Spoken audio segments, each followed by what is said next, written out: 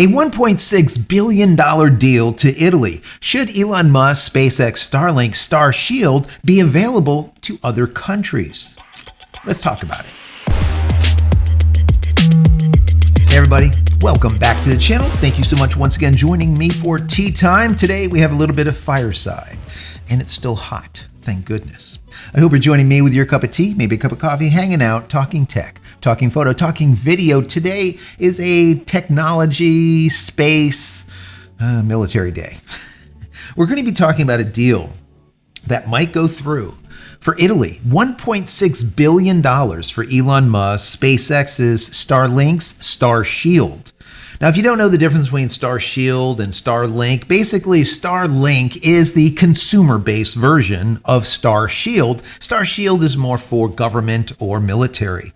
What makes a difference is basically it's hardened. All right, it has greater encryption, faster speeds, yada, yada, yada. And the US government uses it. Space Force actually uses it.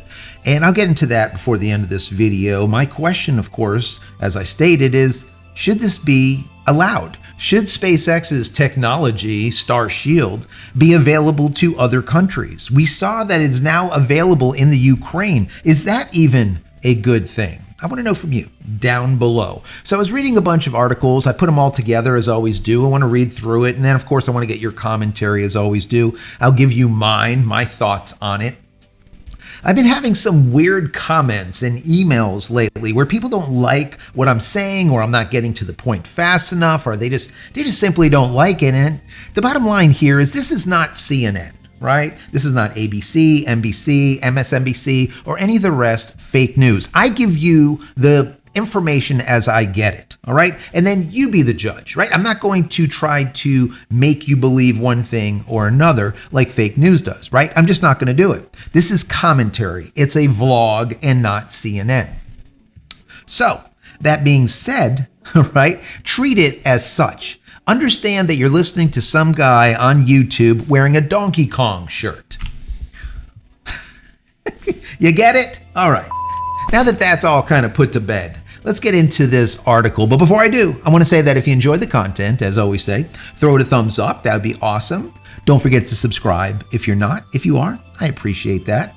Click this little notification button over here so when I go live or when a new video comes out, you'll be notified of it immediately. And if you want to say thank you for all of my hard work on this channel, there's a little thank you button. You can click on that, give $1 or $2 if you like. If not, it's perfectly fine. Consider becoming a member of the channel. That would be even better. And if you haven't downloaded any of my ebooks, check them out. They're free. Go to JCristina.com/books. Once again, JCristina.com/books. And finally, if you want more Starlink specific content, I have just under 390 something, just under 400 videos I put together just for you. Helpful how-tos, tips, tricks, what to do, what not to do, what to buy, what not to buy, and the why behind everything, because this channel's always been about the why. And I always try to remain unbiased. So I tell you once again, all sides of a story. I give you my commentary on it. And then after, I want to hear from you, right? Because you're more important than me. Down below in the comment area, let me hear your thoughts. What do you think about all this? Anyways, the article starts out by saying, $1 billion deal in the making. Italy's leap into space communications. Italy and SpaceX are on the verge of a groundbreaking $1.6 billion deal, aiming to revolutionize government communication with customized Starlink services. Actually, government and military.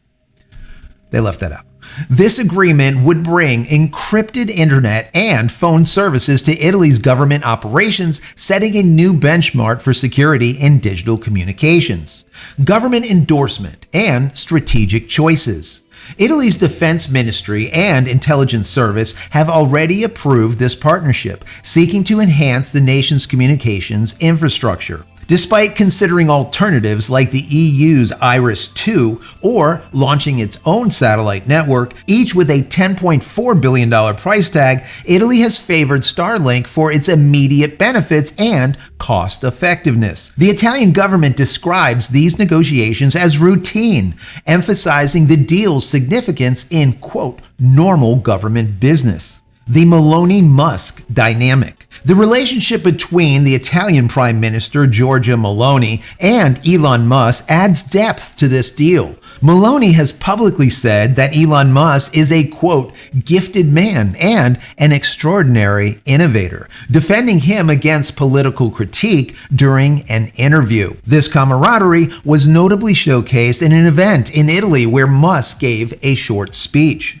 Political timing and strategic implications. The decision gained momentum while Meloni's visit to the former U.S. President Donald Trump in Florida, suggesting a strategic alignment of interests. This meeting appears to have been pivotal in pushing the negotiations forward, highlighting how political affiliations can influence international business dealings. Absolutely. Starshield, a new layer of defense. The deal might include access to Starlink's Starshield, SpaceX's defense-oriented satellite service, which has proven its value in Ukraine. It's not might, it will absolutely include Starshield.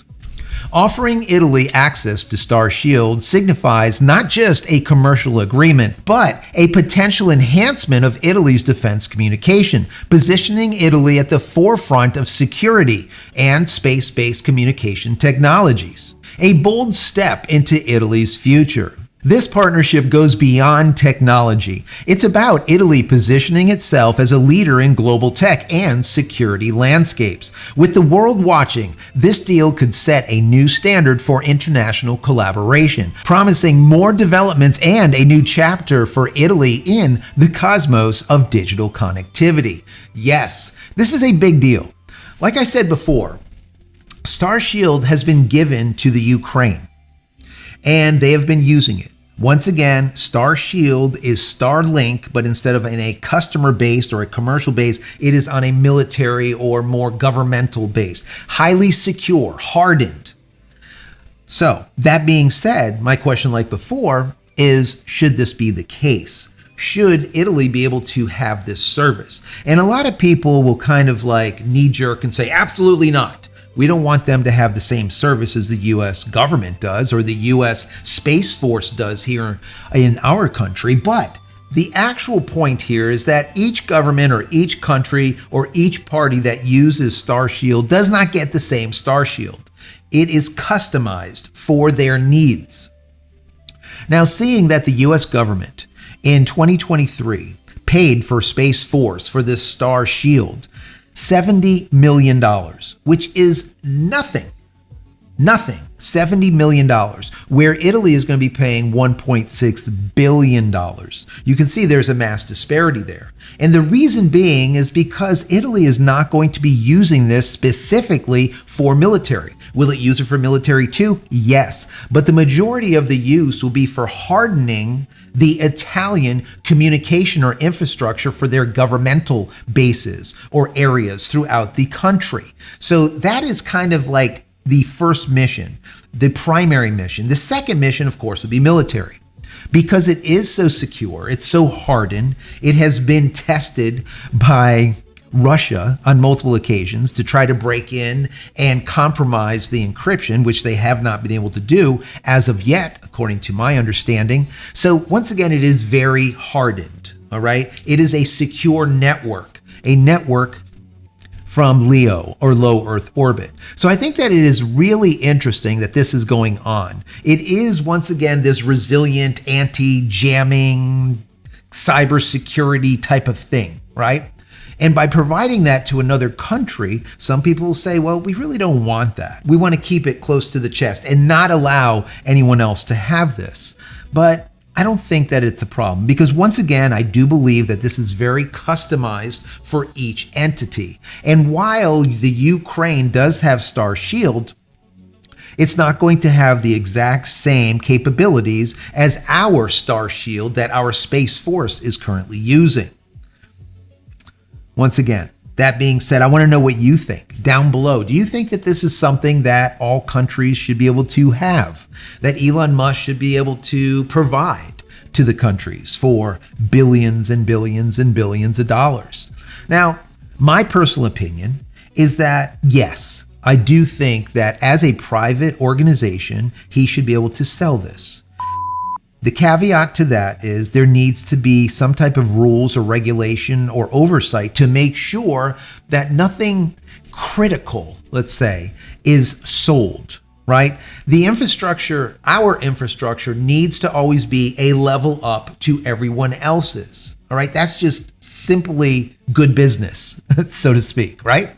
You want your technology, you want your infrastructure, you want your military, you want your to be at least a level above everyone else. That's what makes you a superpower, besides nukes. 7, 6, 5, 4, 3, 2, 1.